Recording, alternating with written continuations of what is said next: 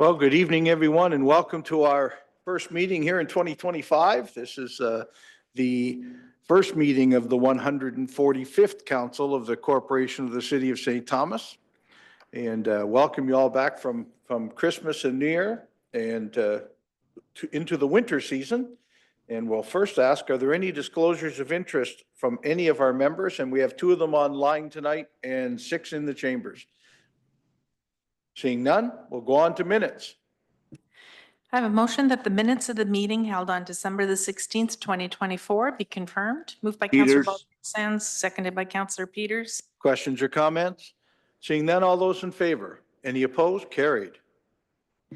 Council will now resolve itself into committee of the whole to deal with the following business. First committee this evening is strategic direction. First item relates to the Orchard Park Meadows termination of Elgin Vacant Land Condominium Corporation number 45. I have a motion that report PD 0125 relating to the termination of Elgin Vacant Land Condominium Corporation number 45 be received for information. Moved by Councillor McCauley, second by Councillor Herbert. Questions or comments on the report? Seeing none, all those in favor? Are there any opposed? That's carried. Next 4 items relate to notice of a public meeting to take place by Zoom on January the 23rd, 2025 at 10 a.m. from the Committee of Adjustment. The first one is an application for a minor variance at 26 Mandeville Road, and that's to recognize an existing front yard fence with a height of 6.18 feet, whereas the zoning bylaw permits a maximum front yard fence height of 3.28 feet. And that application is by Randy Thorpe. The second one is an application for a minor variance by Kevin Vanderveen to permit a maximum of 6 dwelling units in an apartment building, whereas the R3 zone of the zoning bylaw permits a maximum of 4 dwelling units, and also to permit independent entrances to each unit, whereas the zoning bylaw defines an apartment dwelling as a building with 3 or more dwelling units sharing a common entrance, and that's for the property at 96 Park Avenue. The next one is for a minor variance by Brian and Maura Garden to permit a maximum lot coverage of 36%, whereas the zoning bylaw R3A4 zone permits a maximum of 35%, excluding garages, and also to permit a sunroom addition 4.82 meters from the rear lot line, whereas the R3A4 zone requires a minimum rear yard depth of 7 meters. And that's for the property at 44 Hickory Lane. And then the last notice is for a minor variance by Aislinn Burkholder to permit an enclosed porch 4.11 meters and porch stairs and landing 2.47 meters from the front lot line, whereas the zoning bylaw requires a minimum front depth of 6 meters, and that's at 18 Erie Street.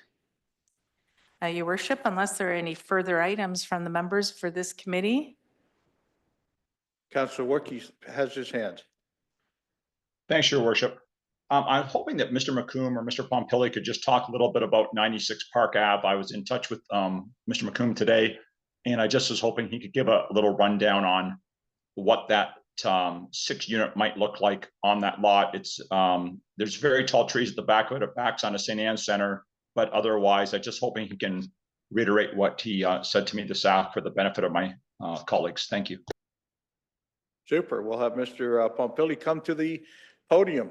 Our first guest speaker of the evening.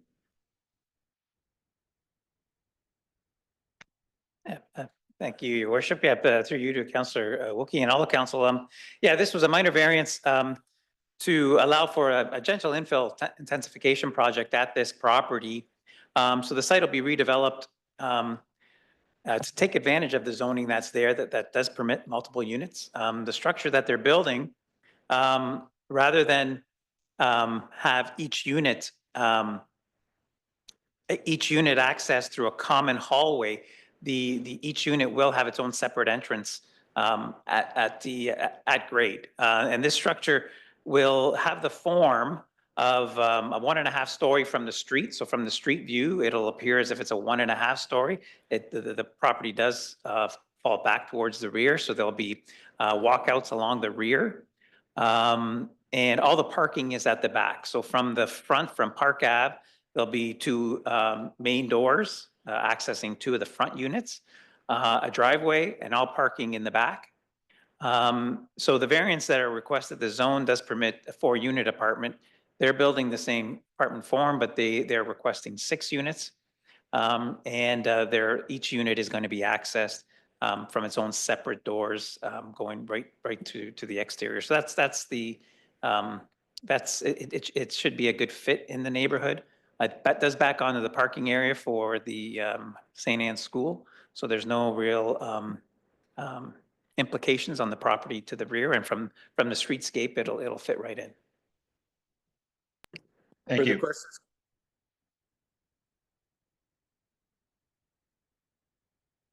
I'm sorry, did I hear someone? No? Okay, then all in favor? Any opposed? It's carried. I guess it wasn't one we're voting on anyway, was it? So save that vote for another one I need later in the meeting. Your worship, unless there's any further items, we'll now move into community engagement and services. There's nothing on the agenda at this time unless there are any items from the members. Councillor Baldwin Sands. I was hoping at this time, the fire chief being here could talk a little bit about ice safety in the community right now. Great thought.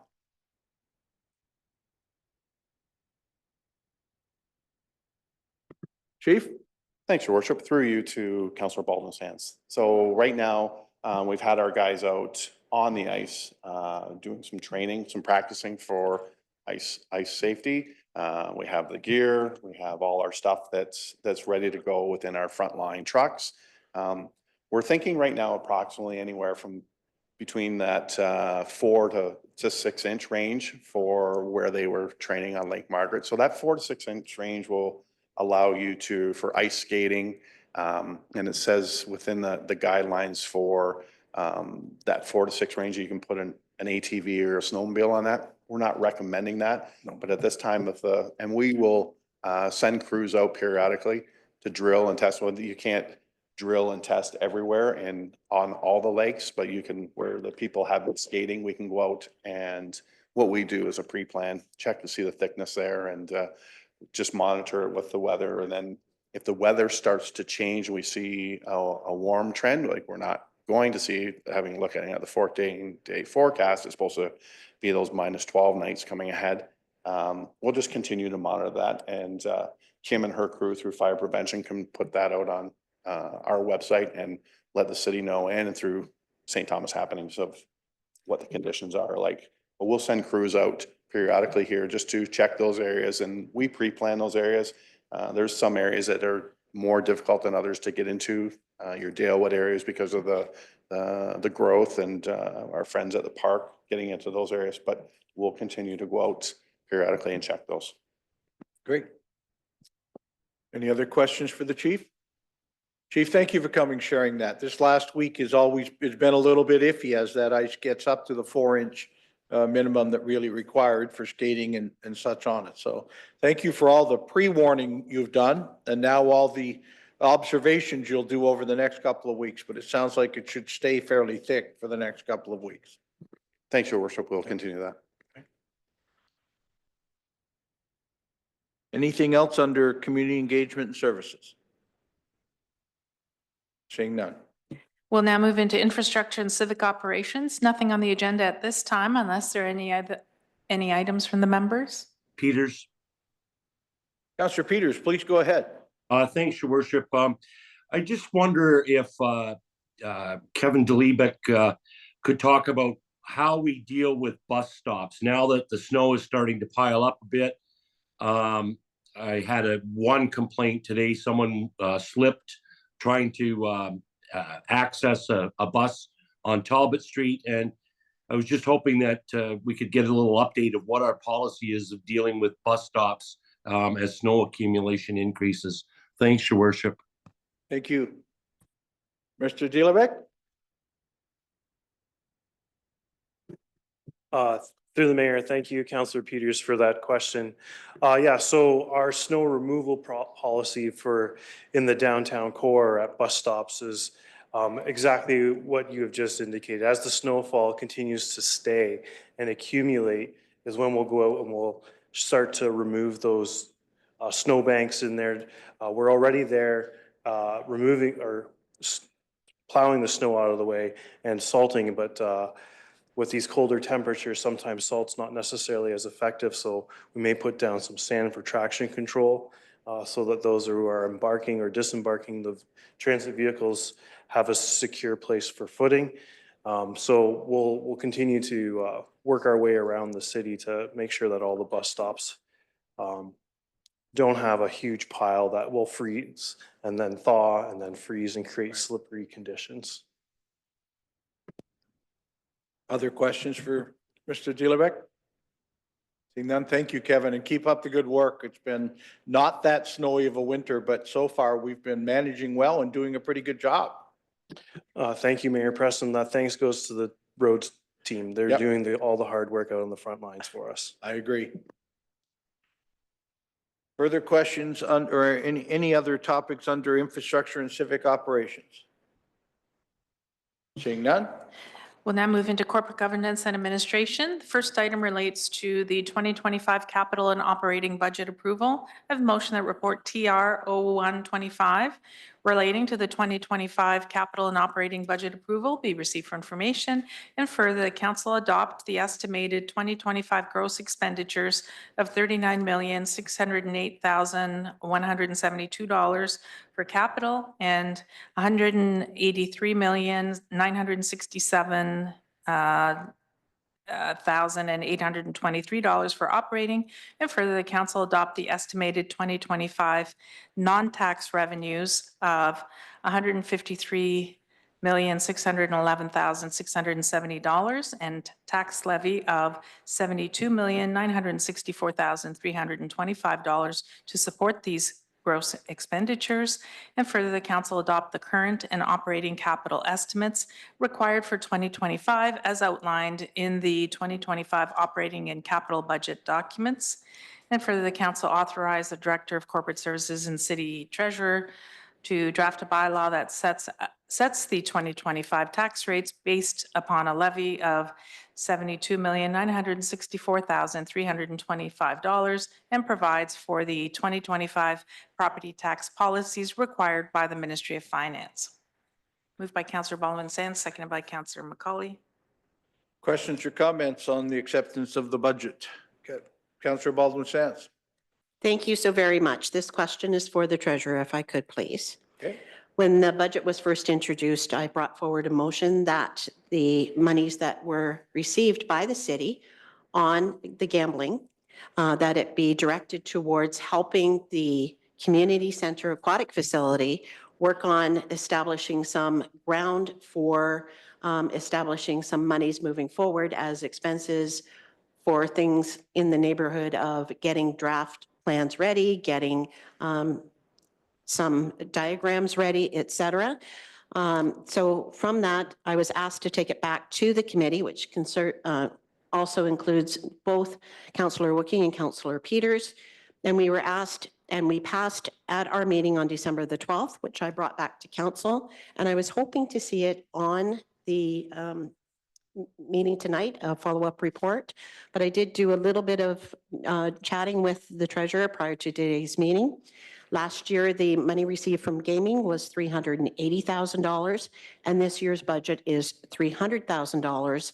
So what I'm now suggesting is that anything over and above the budget line amount of $300,000 be dedicated for the community aquatic facility so that we can get started on fundraising, so that we can get started on sponsorships, because any sponsor wants to see something on paper.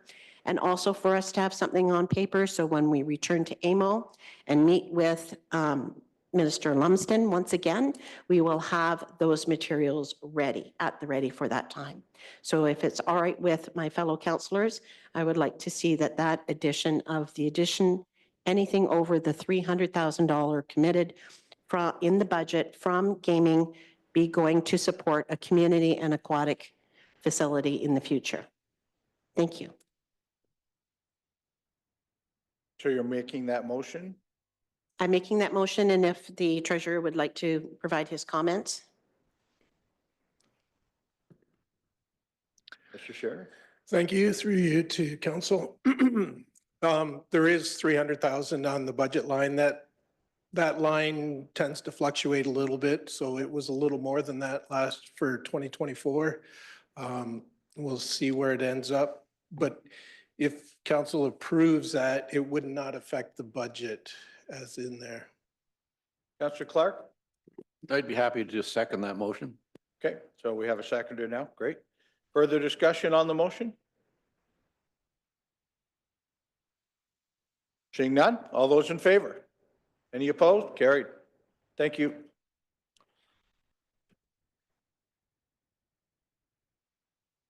That brings us back to the motion, the original motion of the capital and operating budget approval. Further discussion? Seeing none, all those in favor? Any opposed? Carried. Thank you. Next item relates to the 2025 borrowing limits.